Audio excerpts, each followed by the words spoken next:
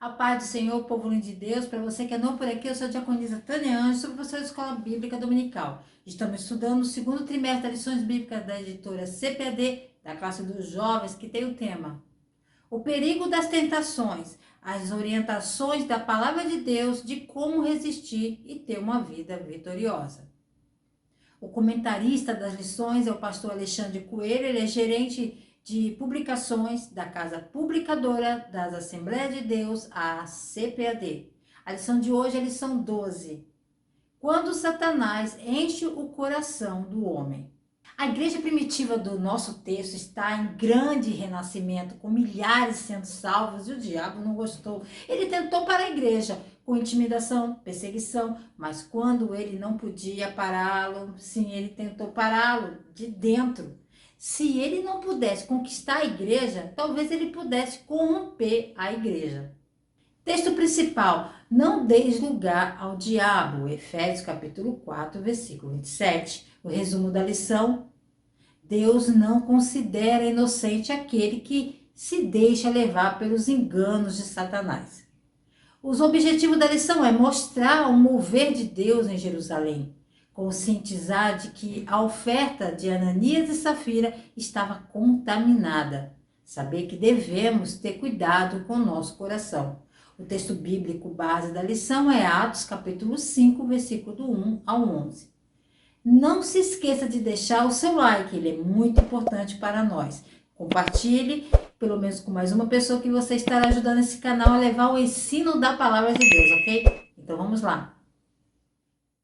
Tópico primeiro: a igreja debaixo do Espírito Santo. Subtópico 1: o mover de Deus em Jerusalém. A igreja em Jerusalém foi a primeira igreja, é o grupo de seguidores de Jesus, liderado pelos discípulos após a morte, ressurreição e ascensão de Jesus. É a reunião daqueles que conheciam e amavam e acreditavam em Jesus e aqueles que ouviram essas primeiras testemunhas contaram sobre ele e acreditaram em sua história de que Jesus era o Senhor e Messias e que ele tinha sido ressuscitado dos mortos como o primeiro fruto da ressurreição de toda a criação. No início da igreja, por causa de sua excitação e seu zelo, e porque eles estavam esperando que o Senhor voltasse a qualquer momento, eles entrariam na comunhão e venderiam tudo. Eles traziam o dinheiro e o colocaram nos pés dos apóstolos. Então havia uma espécie de comunidade que foi formada. Para que todos recebessem da igreja de acordo com suas necessidades, a igreja de Jerusalém nos mostra que está unidos internamente, está ligado a estar unido externamente. Essas coisas não são separadas. Estar unido não significa que somos parecidos ou pensamos iguais ou pertencemos ao mesmo clube social. Significa que estamos abertos a um ao outro, cuidando das necessidades do outro e fazemos o que pudermos para derrubar as hierarquias que nos dividem, para apagar as linhas que nos dão o privilégio e manter alguns de nós oprimidos. Quais são as linhas que ameaçam nos dividir? Riqueza, ou gênero, ou orientação sexual, ou idade, ou vocação, ou nacionalidade, qualquer coisa que o mundo use para identificar que é importante, quem tem uma palavra, quem Deus ama, cuja voz importa. Essa igreja mais antiga leva apenas uma bola de demolição para tudo isso. A unidade da igreja não é fácil e não é popular. Conforta os aflitos e aflige os confortáveis. E a verdade é que em nossas igrejas estamos muito confortáveis em muitas maneiras. Até onde estamos dispostos a viver a unidade? O que estamos dispostos a deixar de lado? A verdadeira unidade não é para os fracos de coração. A mensagem da igreja era a polarização. Parecia meio louca, mas aqueles que acreditaram nele estavam unidos de coração e alma. Subtópico 2: a união dos irmãos. Havia energia, havia urgência, este era o movimento crescente. E Lucas escreve que grande graça estava sobre todos eles. Acreditar em Jesus não é apenas uma tarefa intelectual, não é algo que fazemos com nossas mentes. Acreditar em Jesus é algo que fazemos com nossos corpos, com nossas vozes, com nossos recursos também. Uma coisa que aprendemos sobre a igreja de Jerusalém é que eles estavam unidos. Agora, todo o grupo daqueles que acreditavam ser de um só coração e alma, e ninguém reivindicava a propriedade privada de qualquer bens, mas tudo o que possuíam era mantido em comum. A unidade da igreja é sinal grande da graça na igreja de Jerusalém, mas o que significa unidade da igreja? O que parece? O grupo daqueles que acreditavam era de um coração e alma. Sabemos desde dos tempos de Atos, que eles eram muito diferentes em muitos aspectos. Havia ricos e pobres, moradores e estrangeiros, homens e mulheres, velhos e jovens, religiosos e não tão religiosos, privilegiados e oprimidos. E este grupo externamente diferente, estranho e improvável, veio junto com o coração e alma. Isso não significa que eles não tenham conflito. Leia Atos. Há muito conflito na igreja, mas eles eram abertos um com outros, eles estavam abertos um com outros e eles mantiveram todas as coisas em comum. Eles fizeram o trabalho difícil e caro de se livrar das linhas que se dividiam. Isso parece injusto, não é? Ser igreja custava caro para aqueles que eram ricos e privilegiados, e era um grande benefício para aqueles que eram carentes e oprimidos. Subtópico 3, o exemplo de Barnabé.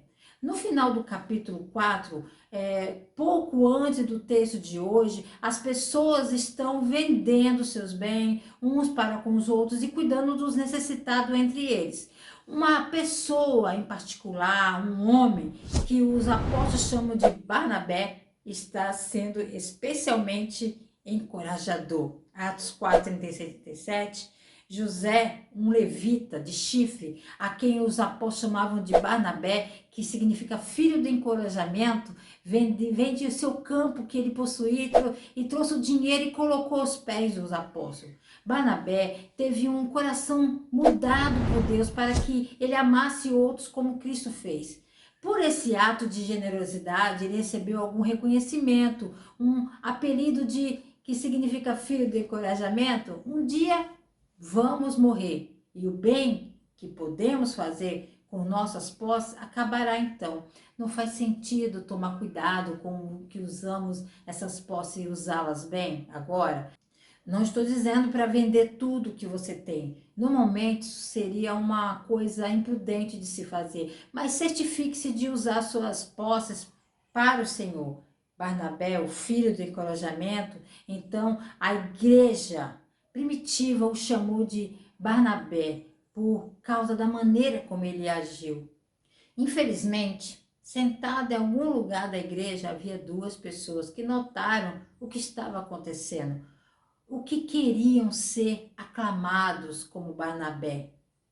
Seus nomes eram Ananias e Safira. Tópico 2, uma oferta contaminada pela mentira. Subtópico 1, o conluio entre o casal. Lembra a história em Josué, onde os filhos de Israel sofreram derrota na pequena vila de Ai? 36 homens perderam suas vidas. Josué ficou de joelhos e perguntou a Deus por que disse aquelas palavras: há pecado no arraial. Isso foi aberto, flagrante pecado, premeditado. Todos nós lutamos e bagunçamos e pecamos às vezes, mas quando escolhemos viver lá, é diferente. Em Atos 4, 36, Barnabé tinha feito uma doação bastante generosa e muitos teriam ficado impressionados. Os apóstolos não o elogiou, mas inevitavelmente a notícia se espalhou. Talvez esse casal tenha sido mordido pelo monstro do olho grande, de ciúmes, inventando um plano próprio. Eles venderam algumas terras e carregaram um grande saco de dinheiro para casa e jogaram na mesa. Que pilha, que dinheiro, meu Deus, dinheiro faz coisas engraçadas para as pessoas. A Bíblia chama de armadilha. Tem gente que pensa, se eu tivesse 1 milhão, eu daria à igreja. Isso é bobagem, porque o dinheiro não tende a tornar as pessoas gananciosas, altruístas. Tem uma tendência de tornar as pessoas gananciosas, mais gananciosas.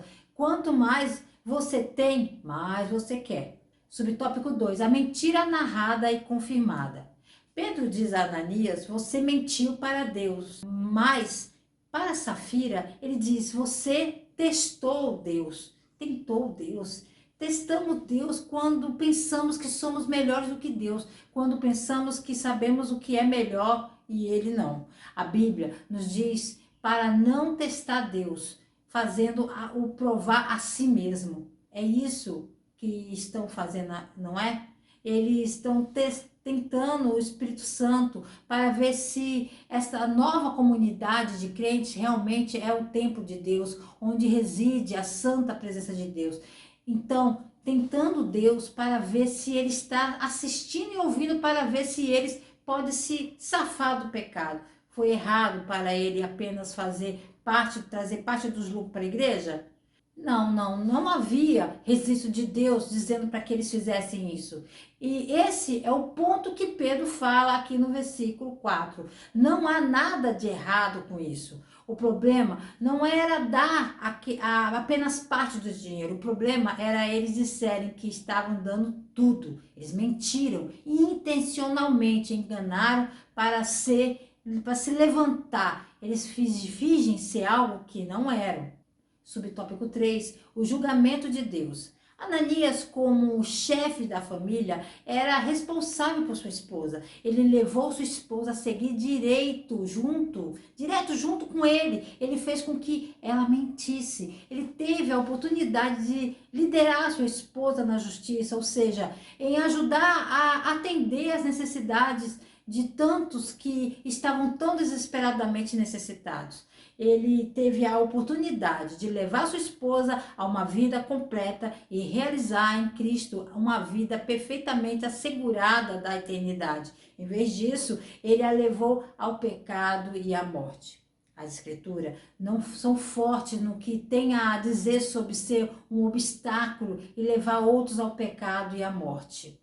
O problema não era que Ananias não dava tudo que tinha, mas que ele fingia estar dando, quando na verdade ele estava segurando alguns. O problema era a sua hipocrisia e a mentira. Tópico 3, cuidado com o coração. Subtópico 1, Ananias e Safira, corações iludidos por Satanás. Ananias faz parte da comunidade da igreja onde a santidade de Deus deve residir. Mas Pedro diz que Satanás encheu o seu coração. Sabe o que isso significa? Significa que Ananias trouxe a presença de Satanás para o templo de Deus. É como se ele tivesse trazido intencionalmente Covid para um culto na igreja. Deus protegerá seu povo, seu templo. Ananias estava involuntariamente agindo como um agente do inimigo de Deus. Você já viu um filme de espionagem? Ananias é como aquele agente duplo que é descoberto no final. O pecado de Ananias não é apenas uma mentira branda. Ele mente para Deus. Uma das maneiras que conhecemos o Espírito Santo é que Deus é encontrado aqui como, mesmo em Atos 5, mentir para o Espírito Santo é mentir para Deus. Esse pecado ameaça introduzir pecado sistêmico, como orgulho e desconfiança em todo o corpo da igreja. Subtópico 2, Deus provê o necessário. Deus não é um gênio que podemos manipular para obter o nosso próprio caminho ou uma filosofia a ser adivinhada. Ele é o alfa, é o ômega, o único verdadeiro rei. Ele é muito mais do que uma ideia útil ou uma afirmação diária. Ele é o Senhor. E por causa de sua promessa, sua presença íntima e amorosa não pode ser removida. O poder dele está próximo. O cuidado dele conosco não depende de nós. Ser capaz de confiar em Deus, mesmo que Ele não responda às nossas orações da maneira que achamos que deve ser respondida, é muito difícil. Mas essa é a maneira de crescer na fé e chegar ao ponto em nossa caminhada cristã, onde podemos dizer com convicção: Deus é bom o tempo todo, Deus é bom. Subtópico 3, corações fraudulentas. Ele também não precisa do nosso dinheiro. Ele não pediu ajuda quando criou as galáxias. Ele pode se dar muito bem sem as nossas contribuições para o universo. Não basta servir ao Senhor, devemos servi-lo com alegria. Deus ama um doador alegre. Você acha que glorifica a Deus quando dizemos relutantemente: tudo bem, aqui está o meu dinheiro? Ele ama o doador que dá com alegria e que ele valoriza o que Deus é. Isso mostra que acreditamos que ele é generoso e bom e vai abençoar e prover para nós. E louvado seja Deus. É exatamente o que Jesus fez. Jesus é o Barnabé original. Ele deu tudo o que tinha, seu prestígio no céu, sua própria vida. Ele colocou tudo na cruz diante do seu Pai Celestial. Ele não segurou nada e fez tudo pelo nosso bem e foi o suficiente. Ele sabe que podemos ser tão ruins quanto Ananias e Safira e ainda assim ele deu tudo para nós. Subestimamos a santidade de Deus, subestimamos a bondade de Deus. Pense, é possível agir de forma piedosa para enganar outras pessoas? Ponto importante, é possível fingir piedade para ser notado, mas Deus, que sonda os corações, no devido tempo julgará toda hipocrisia. Para concluir, olhe para a resposta de todo o corpo da igreja para esses eventos. Atos 5:11, você vê que eles tiveram grande temor. Toda a igreja ficou cheia de temor devido a tudo que ocorreu. Quando realmente entendemos quem é Deus, devemos colocar temor em nossos corações. Se você passou a vida pensando que é bom o suficiente, que Deus vai aceitá-lo porque você é gentil e carinhoso, essa passagem nos ajuda a perceber que não é o suficiente. Deus não se impressiona com boas ações, especialmente as feitas para impressionar os outros. Ou se você passou a vida se condenando pelas coisas que fez de errado, esta passagem nos ajuda a perceber que o que Deus primeiro quer é nossos corações. Deus quer nossos corações para que Ele possa transformar Ananias e Safira no tipo de pessoa como Barnabé. Essa história deveria nos mover para pedir graça a Deus. Chegamos ao final de mais um ensino, lição 12, a penúltima desse trimestre. Deus abençoe você e seu ministério e a sua casa, querendo o Senhor. Estarei de volta aqui a mais um Resumo EBD. A paz do Senhor a todos.